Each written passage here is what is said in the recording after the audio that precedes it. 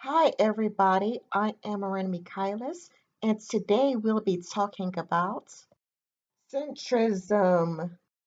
Now, I normally use my phone, but my phone is out of storage, and this video would be way too long for it anyway.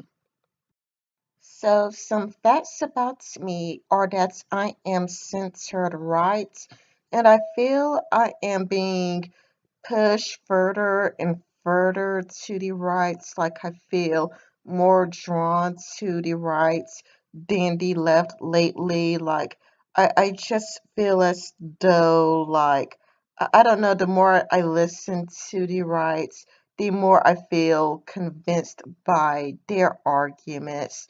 And when I just listen to the left, I just don't feel persuaded. However, the reason why I consider myself a centrist is because I don't necessarily fit in with the rights either, because I believe in gay marriage, I believe in gay adoption, I believe that people should be allowed to smoke weed, so I do like have some left wing viewpoints. So I don't like fit in with either side, but I'm closer to the rights, and I do agree with more right wing viewpoints, centered rights. But I have some like left wing viewpoints that are very important to me. Like I believe in prison reform and whatnot, but we'll dig deeper into that as the video goes on. So I've been tagged by white Sith male, and I'm really grateful to be part of the tag. Thank you. I definitely agree with most of what White Sid Mel had to say. I definitely agree with his definition of a centrist 100%. Now, if I had to define what a centrist is, I would say that a centrist is a person who has both left-wing viewpoints and right-wing viewpoints. For example, I voted for Obama twice. The reason why I voted for him a second time is because he was for gay rights, he was for gay marriage. Mitt Romney was against gay marriage and against gay rights. So, because Obama was pro gay, I voted for him the second time. Now, that's what like a centrist is. Like I voted for like Trump, like this election cycle, and I voted like straight Republican. I think what makes a centrist is that they are not going to be loyal to a political party and a political label. To me, a Republican is going to be loyal to that group, loyal to that label.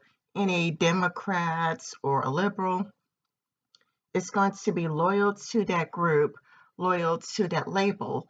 While a centrist, they have both left leaning views and right leaning views. So they are going to, they would probably are the people who are most likely to vote Democratic one election, Republican another election. They're not going to consistently vote Democrats or a Republican.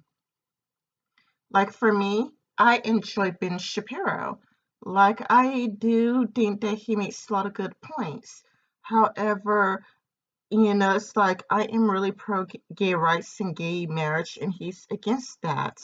And for me, like I would always like if I could get like a pro gay, pro, you know, gay rights Republican in the White House, I would. And I would, I believe in speaking out when it comes to gay issues. Gays have the rights to marry, and they should have the rights to marry, and they should have the rights to adopt kids, and there are problems with the prison system, so it's kind of like both sides. They just have their problems that I think needs to be rectified. Like, I don't care for demonizing the other side as weirdos and freaks and, whatever. Like, I don't really care too much if a person is a Wiccan, an atheist, or if they have like blue hair. Like, you can have blue hair and I would still be cool with you. So I just think that a centrist is a person who is not really all that committed to a side, but they are committed to the truth. Now, to speed things along for myself, I am going to rearrange the questions in the interest of quickness, at least for me, and for how long it would take for me to make this video. Do you subscribe to the horseshoe theory? Yes, for the exact same reasons that White Sith Male has described. White Sith Male, he did a better job explaining that than I could, so check his video out. How do you feel about the status quo? Well, for most of you know that I'm an American, so I don't know which countries y'all are from, but for me as an American, I feel like there are too many rules, too many laws, too many regulations and whatnot. And I would like to see us be more libertarian and, be more capitalist as well. We need to move closer to capitalism, but we need to eliminate a lot of laws because I think we have too many laws and I feel restricted. There's just too many rules, and I don't like how many rules we've got. Do I feel like I'm 100% right about all my views? Nope. Now, when it comes to universal health care, I strongly agree with White Sith Male. It's another point that I'm mostly in agreement with. But there is still something that I feel like I have to address because it's just something that was just it was just something that was annoying to me. So here we go. What? Healthcare. I'm 100% on board with universal healthcare, Medicare for all, across the board. Everybody should have insurance no matter how poor or rich you are. I think it's both the right thing to do morally and for society as a whole. Number two, I think we need to decriminalize marijuana and prostitution, get rid of... Now, this is where I take some issue with, and I would allow Jaclyn Glenn to explain why because she had a very amazing explanation. But my question to him then would be, like for drugs and stuff, he thinks that every single drug should be legal in every state. Okay. I can yeah, I think marijuana should be legal, and personally I think that we should have more drugs that are legal.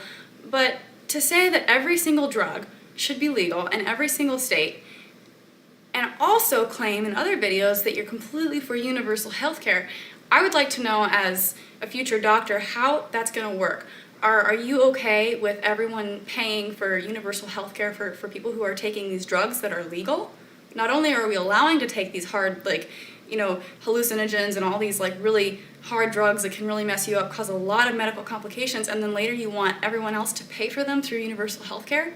Because to me that doesn't make a whole lot of sense, because now it's not just a person and just their rights, it's affecting, me, it's affecting everybody in the healthcare field, it's affecting everybody who's paying taxes to support a universal healthcare system. So yeah, I have a lot of questions about, what the limitations of that could be. So that's obviously an example of... Okay, so that is my issue. It's kind of like what White Sith Male had a great arguments for universal health care that I agree with. But then when it comes to drugs, it's kind of like if somebody, is doing like cocaine or, it's like there's so many hard drugs out there. So many hard drugs out there, cocaine, meth, heroin.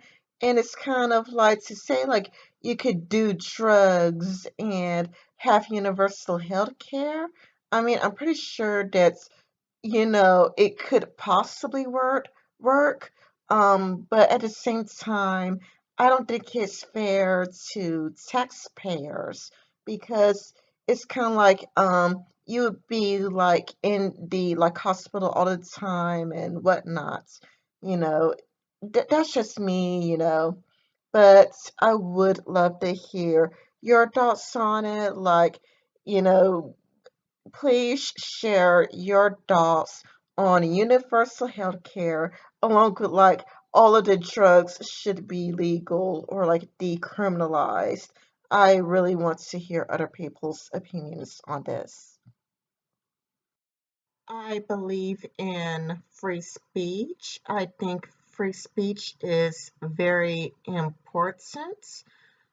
But I also believe that we shouldn't conflate speech and action. Like, I do not consider burning the American flag free speech. I don't consider burning the Bible free speech. And I think it's a conflation of speech and action. And Steve Simpson made a great argument of why we should separate actions from speech. For example, I cannot punch somebody in the face and say, well, that's my freedom of expression. I cannot burn down a store and say, freedom of expression, like me burning your store down is me expressing that I don't like your store. Speech is speech, action is action. This is not me saying that you can't, burn your own private property. For example, if I buy a dress, the dress is now my property as I've bought it. So if I buy a dress and I burn a dress that I bought, then, nobody would care, like if I were to buy a dress, then tear it up for an arts project, nobody's going to go, oh my goodness, you cannot, rip apart your own private property. We don't live in a communist regime. It is your own personal property. You own that Bible. You should be able to burn your own property because it's your property. You own it. Like if I have an old purse and I just want to cut it up, it's mine. I can do what I want with my own property, or with the Bible. You can, rip it up, but I do still say that we shouldn't stop conflating speech with actions because, it's kind of like I really don't think like we want to go down that road because then burning buildings is just the freedom of expression. Punching people is just freedom of expressing. You are expressing that you do not like somebody. So we should really stop conflating speech and action. Speech is speech, action is action, and we should not get the two of them mixed up.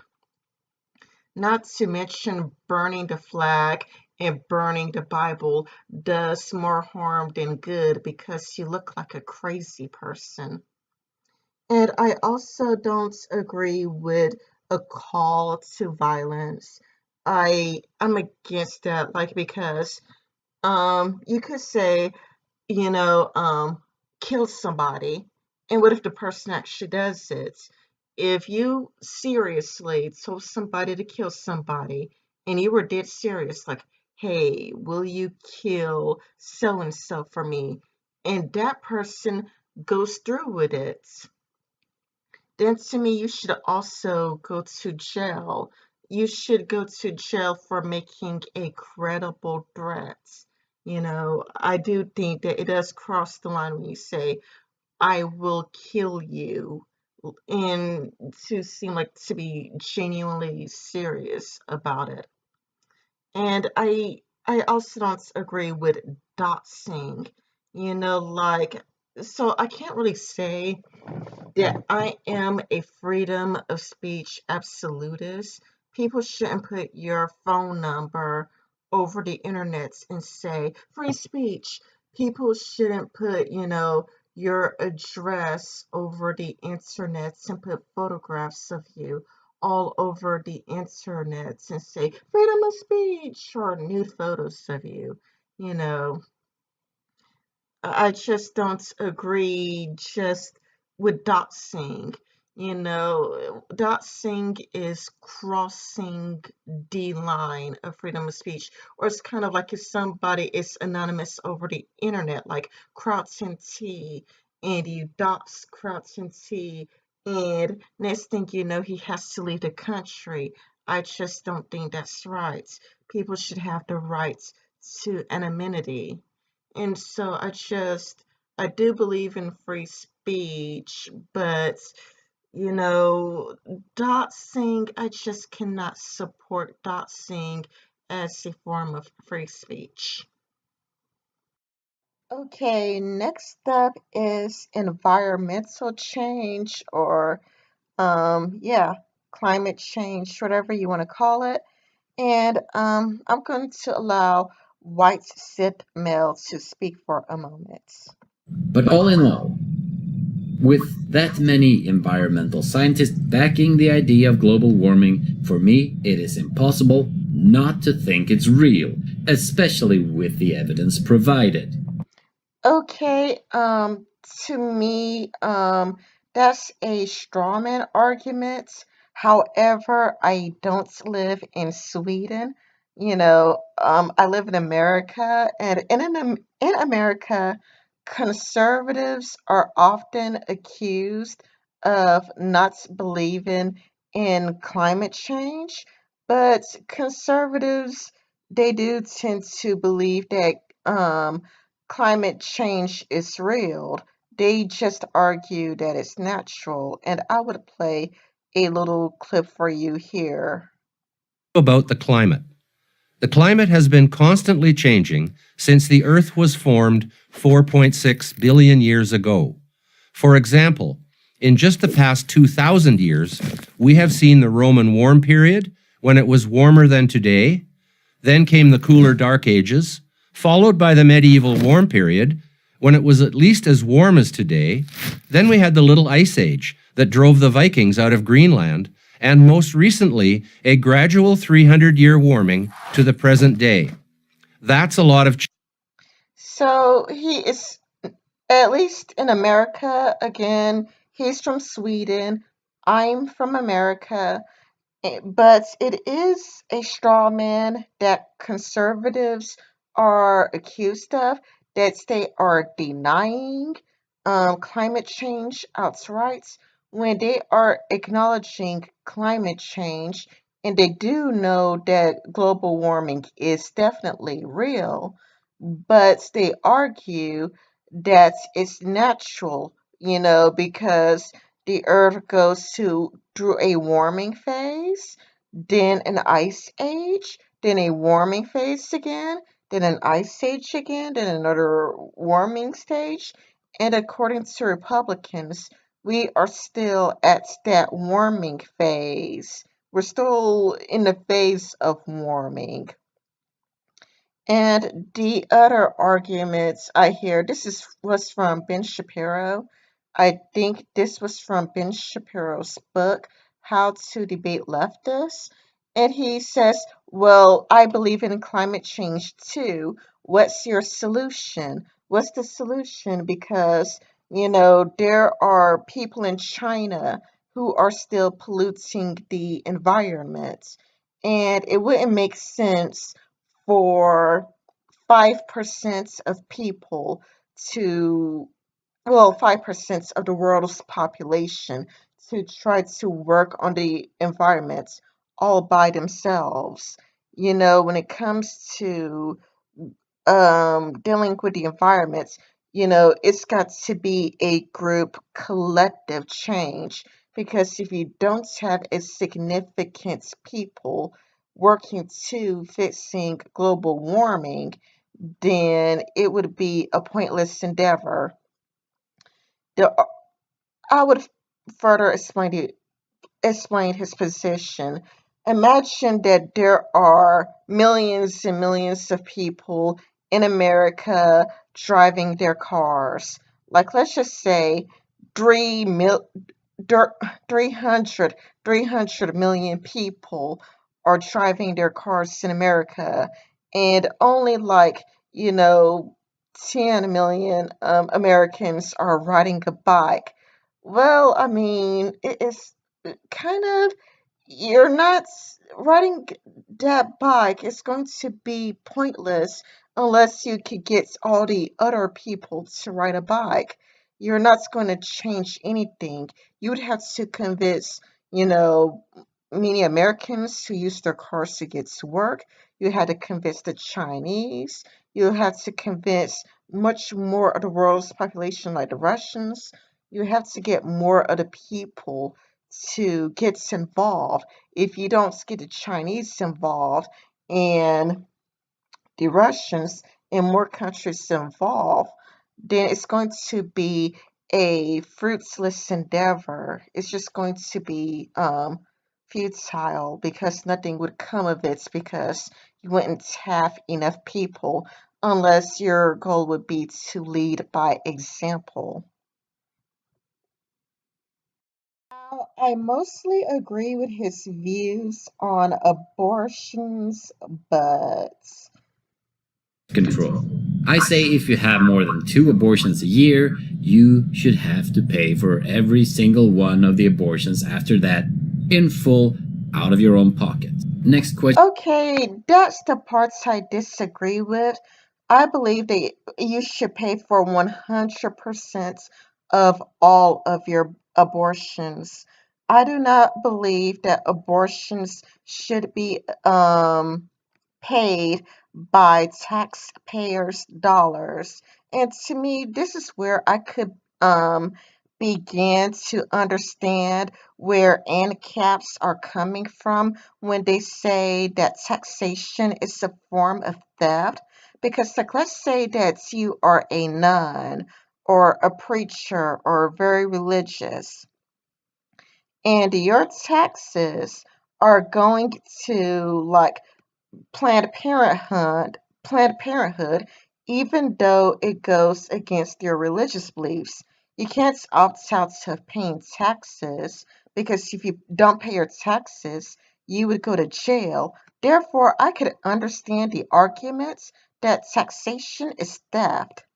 So, like, for that reason, I would say that if you get pregnant and you want an abortion, you should have to pay for all of your abortions, and none of your abortions should come out of taxpayers' money. I agree with what he has to say on immigration. I agree with screening immigrants. I agree with vetting and whatnot.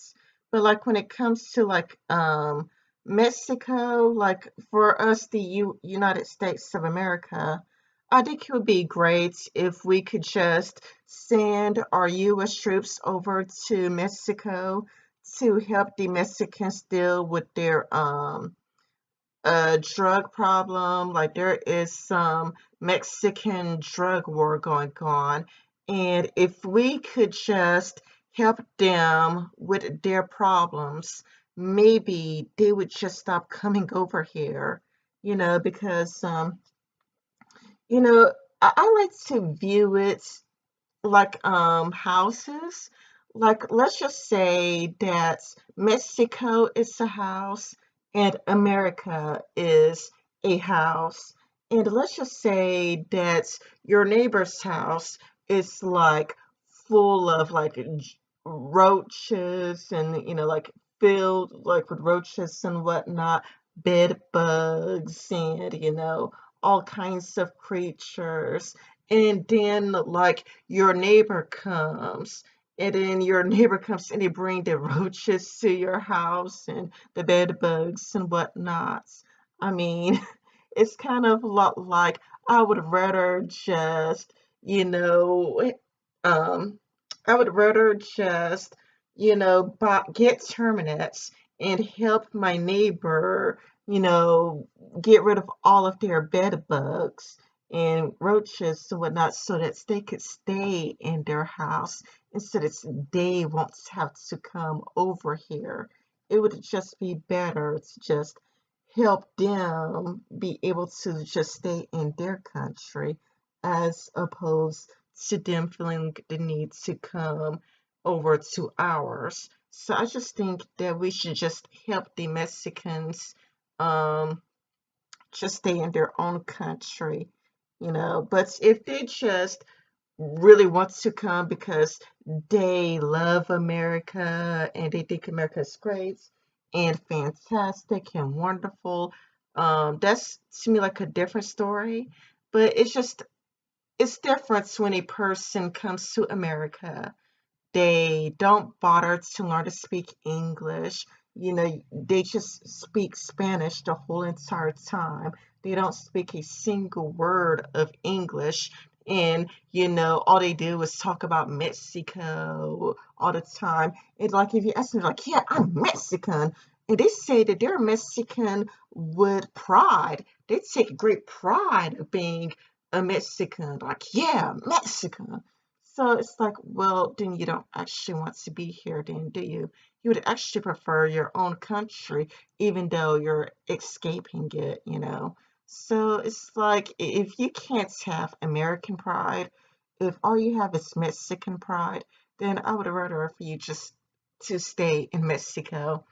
And if you're leaving because of the drug war, then as Americans, we should just help Mexico with their drug war so that the citizens could just stay over there. I also agree with his idea that we should have a social safety net. However, I like Carlos' idea even more. Carlos, who's a friend of mine on Twitter, he has a YouTube channel where he talks about archaeology and he talks about like Portugal when we go on live streams together. And he says something like, in Portugal, if you do not find a job within a year, the government will find a job for you and the government would like place you in a job. And I think that is a great idea, because it would, stop people from, taking advantage of the system. If you do not find a job, the governments would find a job for you and place you in one. And like I have like this idea that I would like to add to that. If you do not accept the government's job, then you are just off welfare. You're not going to live off the system. If you refuse to work, then you are just going to be out on the streets. You could just drink your own pee for all I care to stay alive. But you should, if a job is given to you, you should take it. You shouldn't act like you're too good to work, and you shouldn't, take advantage of other people's tax dollars. But I could agree with allowing the your fellow citizen to stay alive, but your fellow citizens shouldn't take advantage of taxpayers' dollars.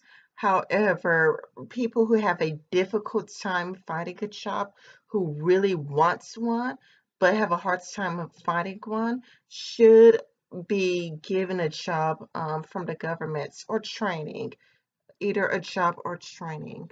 When it comes to whether or not Wall Street should be regulated, I would say yes. However, I do question if that is realistic, especially when, Hillary Clinton is getting, or it's doing like $6 million speeches from Wall Street, or if Obama is doing like $2 million or giving $2 million speeches on Wall Street.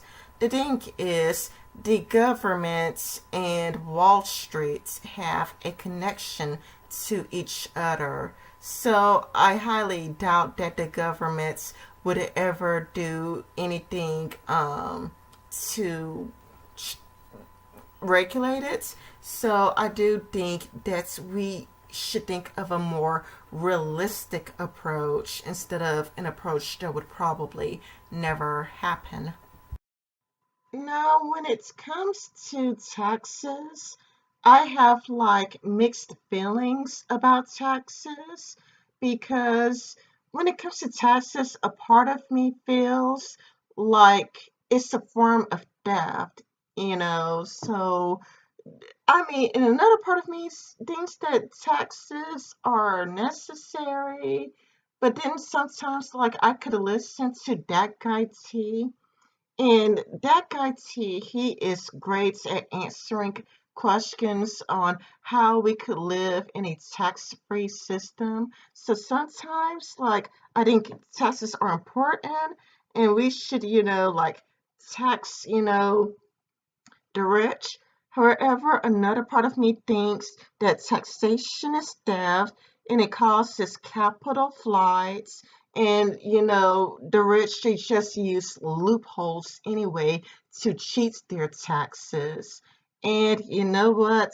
I feel torn because my mind keeps thinking taxation is theft, taxation is theft, taxation is theft. So, but, I am open to the idea, that taxes are necessary for society, but there's another part of me that feels like there is another way aside from paying taxes to get things done, like encouraging charity, like, for example, competitions to see who's the most generous. If there's a competition of who's the most generous person of all, that could, it might be even more beneficial than the, taking other people's money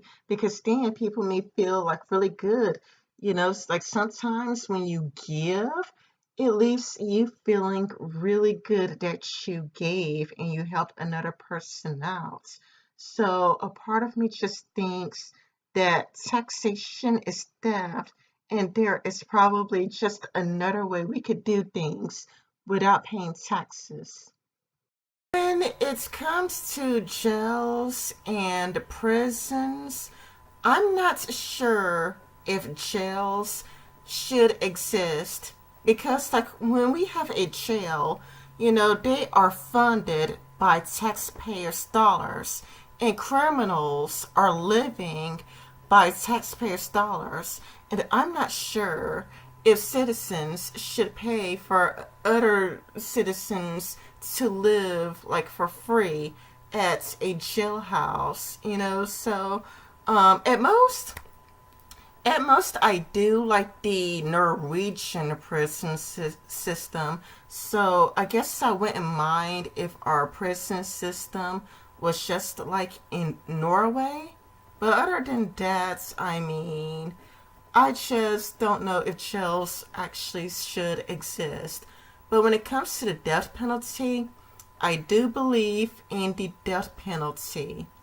But I'm not like sure like if the government should get involved or not, or if like citizens should just take actions into their own hands. Because a part of me just wants to have an ANCAP society where we just have no government, but a part of me thinks like that is unrealistic. So I would say that I am open to having the Norwegian prison system because that is probably far more realistic than to have, no governments at all. And if like somebody commits a murder, for you to just, for citizens to just take matters into their own hands and kill the person themselves, or like if a person were to just is guilty of like rape, like let's just say a man rapes a woman. For me, I would have no problem like if they're the family members of the woman were to just kill the guy, and that's the way we don't have to have any form of governments. We could just keep the governments out of our lives. But, that's probably unrealistic. I know that people want to live their lives with some form of government. So I know that living a government-free life is unrealistic. So I would have to say that I would go for the Norwegian prison system, even though, idealistically, it would be nice to have a nice functioning and anarcho-capitalist society. Now, like I said earlier, if we legalize drugs, then I don't think that people should pay for universal health care with taxpayers' dollars. Because if you're on cocaine, that's going to seriously mess you up. Like cocaine is going to really, really screw with you. So if you're going to mess up your body, it's unfair to the taxpayers to keep you alive. In that case, your body, your problem. Now, when it comes to guns, I don't like guns at all. However, I also don't trust the government. Now, when it comes to Black Lives Matter, people who've been following me for like since the beginning, they know that I used to be an ex-supporter of Black Lives Matter. I am no longer a supporter of Black Lives Matter. But in the beginning, it was all about getting police officers to wear body cameras, so that there wouldn't be a case where cops would get away with killing an unarmed black dude. Or for like, they had other good ideas in the beginning.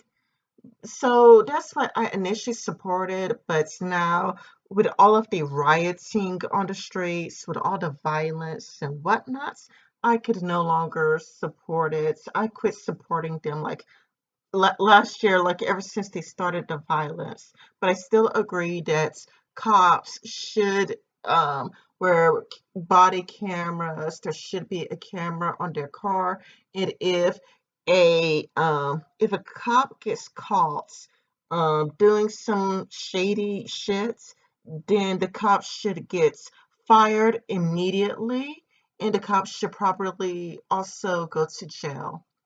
Okay, so I think that I've answered all of the questions. Okay, so the people that I'm tagging are Alciar, Lonely Wolf, and Malia. And when it comes to Malia, she's not a YouTuber.